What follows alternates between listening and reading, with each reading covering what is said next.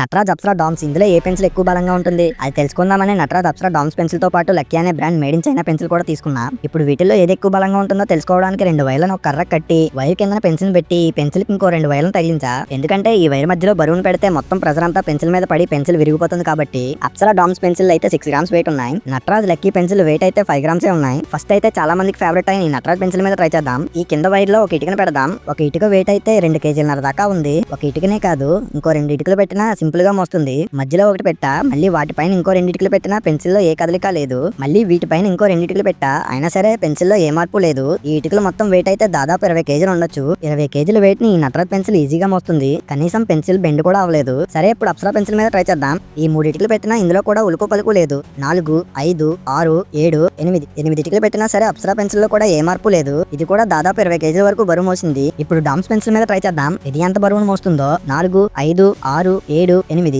DOMS pencil కూడా 8 ఇటుకలను ఈజీగా మోస్తుంది. ఫైనల్లీ ఈ లక్కీ పెన్సిల్ ఇదైతే విరిగిపోతుంది అనుకుంటున్నా. ఎందుకంటే ఇది మేడ్ ఇన్ చైనా కాబట్టి. 1, 2, 3, 4 ఇటుకలు పెట్టినా ఏమీ కాలేదు.